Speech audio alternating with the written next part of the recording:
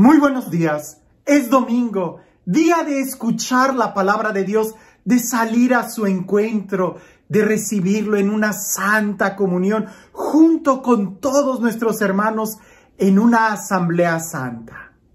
El día de hoy en el Evangelio, y puedo decir que en toda la liturgia, Jesús siempre nos habla porque es alguien a quien le gusta comunicarse con nosotros. Somos nosotros los que a veces somos flojos para tratar de escuchar su palabra, para tratar de prestar atención cuando Él habla. Si fuéramos capaces de escuchar su voz, seguramente que de muchos problemas nos ahorraríamos. Hoy en el Evangelio, cuando lo leía, hubo una pequeña frase que creo que a partir de ahí voy a desarrollar toda esta reflexión. Pero una frase que decía que Jesús, para ponerlos a prueba, Jesús pone a prueba a sus discípulos. Y ahí yo empezaba a imaginar cómo sería una prueba de Jesús, un examen con sus discípulos. Seguramente que Jesús jamás les preguntaba el capítulo y versículo de la Torá, porque pienso que los discípulos realmente ya se la sabían de memoria. Pienso que seguramente los discípulos ya se sabían toda la Sagrada Escritura de memoria, pues recitaban los salmos incluso de memoria. Entonces, ¿cómo serían las pruebas, los exámenes que Jesús daba como un maestro? Hoy el Evangelio nos da una razón de cómo era un examen de Jesús, de cómo Jesús probaba a sus discípulos. Y presta atención, porque puede ser que también el día de hoy a ti y a mí así nos ponga a prueba. Así que para salir victoriosos en el examen o pasar la prueba, aprendamos de la experiencia de los discípulos. El Evangelio dice así: en aquel tiempo, Jesús se fue a la otra orilla del mar de Galilea, o lago de Tiberíades. Lo seguía mucha gente porque habían visto los signos que hacía cuando curaba a los enfermos. Jesús subió al monte y se sentó allí con sus discípulos. Estaba cerca la Pascua, festividad de los judíos. Viendo Jesús que mucha gente lo seguía, le dijo a Felipe: ¿cómo compraremos pan para que coman estos? Le hizo esta pregunta para ponerlo a prueba, pues él bien sabía lo que iba a hacer. Felipe le respondió: ni 200 denarios de pan bastarían para que cada uno le tocara un pedazo de pan. Otro de sus discípulos, Andrés, el hermano de Simón Pedro, le dijo: aquí hay un muchacho que trae 5 panes de cebada y 2 peces. Pero, ¿qué es esto para tanta gente? Jesús le respondió: dígale a la gente que se siente. En aquel lugar había mucha hierba. Todos, pues, se sentaron allí, y tan solo los hombres eran unos 5,000. Enseguida tomó Jesús los panes, y después de dar gracias a Dios, se los fue repartiendo a los que se habían sentado a comer. Igualmente les fue dando de los pedazos de pescado, les fue dando de los pescados todo lo que quisieron. Después de que todos se saciaron, dijo a sus discípulos: recojan los pedazos sobrantes para que no se desperdicien. Los recogieron y con los pedazos que sobraron de los 5 panes llenaron 12 canastos. Entonces la gente, al ver el signo que Jesús había hecho, decía: este es en verdad el profeta que habría de venir al mundo. Pero Jesús, sabiendo que iban a llevárselo para proclamarlo rey, se retiró de nuevo a la montaña él solo. ¿Pusiste atención en qué consistía la prueba que Jesús hace a sus discípulos? Les pregunta: ¿cómo compraremos pan para todos ellos? E inmediatamente Felipe saca números.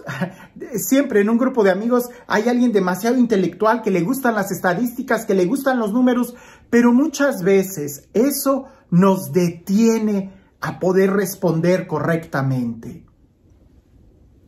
Felipe da números y dice, ni 200 denarios de pan bastaría, así como diciendo, no hay forma, no hay forma. Un rotundo negativismo, no hay forma, ni 200 denarios de pan. Pero por ahí también está Andrés, que Andrés no es que dé una respuesta muy buena, pero abre un poquito la posibilidad de un milagro. Andrés dice, aquí hay algo, pero no alcanza para todos. Aquí hay algo, pero ¿qué es esto para tanta gente? Ahí nosotros pudiéramos decir que Andrés hace algo correcto. Da el inicio, da la semilla, ofrece algo, pone algo de su parte y quizás no es mucho, él mismo lo dice, pero ¿esto qué es para tanta gente? Pues nada, pero si no empiezas con algo, entonces nunca vas a tener algo. Piensa en esto, en un gran maratón de grandes kilómetros y millas, aunque sea una distancia muy larga, jamás vas a llegar a la meta si no das el primer paso. Y el primer paso contra millones de pasos que vas a tener que dar para llegar al final del maratón, seguramente es nada. Pero si no das ese paso, aunque aparente ser nada, nunca llegarás a la meta. Es que no deberíamos ni siquiera de llamar nada, es un paso. Y la suma de muchos pasos es llegar a la meta. Alguien pudiera decir 5 panes, 2 peces, pues ¿qué es esto para tanta gente? Pues ya es algo, es el principio de algo. No lo compares con lo todo, más bien míralo como el principio. Porque si inmediatamente lo despreciamos diciendo, pues esto es nada, no alcanza, pues entonces no vas a hacer nada. Te vas a quedar igual, no vas a dar ni un paso para llegar a la meta. Y aquí se trata, y esa es la diferencia entre Felipe, que Felipe contó, que Felipe sabía más o menos cuántos denarios se necesitaba para dar de comer a toda esa gente, pero no ofreció nada. No te sirve saber cuántos pasos tienes que dar para llegar a la meta. Lo que más te sirve es dar el primer paso. Y ahí es donde sucede el milagro. Ahora, encontramos 3 actitudes. La primera es una rotunda negatividad de Felipe, ¿verdad? Diciendo, ni 200 denarios, nada, no hay nada, no se puede.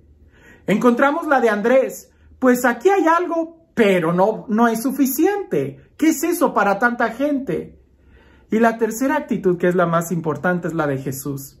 Jesús no menosprecia esa cantidad de panes y peces. Al contrario, los toma y da gracias. ¿Te das cuenta? Jesús los toma y da gracias. Da gracias de poder dar un paso para llegar a la meta. Da gracias de tener algo en ese momento. Quizás sí, efectivamente, no es mucho, pero ya es el principio, es una semilla, es el inicio de algo. Cosa que Felipe nunca pudo ver por quizás su pensamiento un poquito negativo. Andrés quizás pudiera vislumbrar que había un inicio, pero al ver la meta se decepcionó y dijo, pero esto no alcanza para todos. Y en cambio Jesús no se queda ni en la negatividad de que es una obra difícil y tampoco se queda lamentándose de que sea algo muy pequeño. Jesús lo que hace es que lo toma y da gracias. Y esa debiera de ser la actitud que cada uno de nosotros tiene. Porque el agradecer algo como primer punto te ayuda a ti a poder disfrutar lo que tienes. Si no agradeces, no disfrutas. Como por ahí dicen, si no agradeces, eres un mal agradecido, ¿no? Eres alguien que no va a tener, que no va a experimentar, que nunca va a disfrutar. El agradecer ya te abre la puerta a poder disfrutar y con eso te abre la puerta a poder multiplicar. Porque cuando tú disfrutas lo que haces, cuando tú disfrutas el momento en el que estás, eso se hace más grande en ti. Quedas en una especie de satisfacción, satisfecho. En cambio, cuando no agradeces, nunca quedas satisfecho. Y eso se ve clarísimo en la comida que llega a nuestro plato cada día. Si tú eres capaz de dar gracias y de agradecer porque tienes ese plato frente a ti, lo vas a disfrutar y quedas satisfecho. Pero cuando no eres agradecido, siempre vas a quedar con esa vaciedad interior. Siempre vas a quedar con esa especie de resentimiento de saber que pudiste agarrar otra cosa y no lo tienes. Y vas a entrar en un juego de desagradecimiento que lo único que te va a conducir es a la ruina. Ahora, otro aspecto muy importante de este texto es de que Jesús, teniendo todo el poder de multiplicar, Él, que es capaz de multiplicar, Él da la orden de que nada se desperdicie. ¿Te das cuenta de qué tan importante es esto? Uno pudiera pensar, pero si Jesús tenía todo el poder de multiplicar, pues Él hubiera dicho, ¿para qué cargamos con todo ese pan? Mejor ahí déjalo, ¿no? No, Él dijo que nada se desperdicie.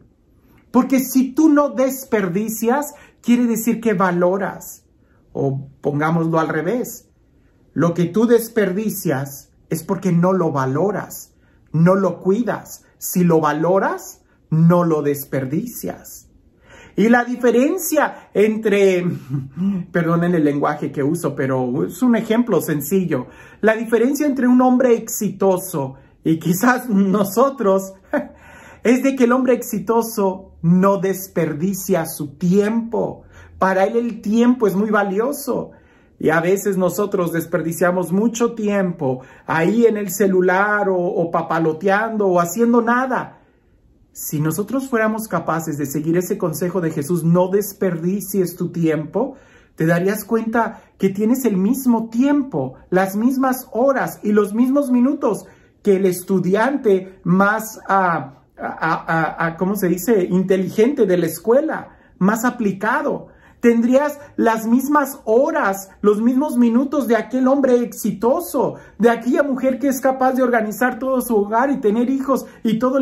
¿Por qué? Porque no desperdicias el tiempo. A lo mejor alguien podría decir, yo tengo un proyecto muy grande, pero no tengo tiempo. Ok, estás como Felipe. Bueno, pero tengo una hora, pero ¿qué es eso para todo lo que tengo que hacer?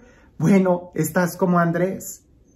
¿Y por qué no empiezas dando gracias a Dios por esa hora que sí tienes al día, que puedes aplicarte, que puedes aprovecharla? Y entonces te vas a dar cuenta que esa hora al día fue como el primer paso para un gran maratón. Y cuando menos te des cuenta, tú podrás ver que se ha multiplicado el tiempo en tu vida. La clave está en no desperdiciar y ser agradecidos.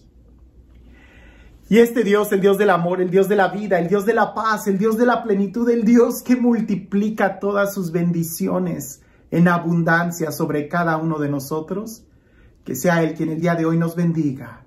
En el nombre del Padre, del Hijo y del Espíritu Santo. Hace mucho tiempo escuché una reflexión sobre la importancia de escuchar la voz de Dios y de no desperdiciar nada. Y utilizaron el texto de José el Soñador, aquel texto del Génesis, cuando Dios a todo mundo le revela su plan. Dios revela que va a haber una prosperidad en Egipto y después va a haber una gran hambruna. Y nada se tenía que desperdiciar. Pero el faraón, porque no conocía a Dios, no escuchó su voz y no entendía aquella revelación que Dios le estaba dando al faraón. José, por el contrario, él sí conocía la voz de Dios y fue capaz de interpretar el mensaje que iba dirigido al faraón, de que no se desperdiciara nada, porque en esos años de abundancia después iban a venir años de escasez. Hermano, yo no sé de qué manera Dios nos debe de hablar el día de hoy, pero deberíamos de cuidar todo y de no desperdiciar nada, empezando con todas las oportunidades que tenemos para vivir en paz, para vivir en amor, para dialogar. Si tenemos que reconciliarnos, hay que reconciliarnos. No desperdicies ninguna oportunidad, porque mañana no sabemos si vaya a existir o no. Que tengas un excelente día.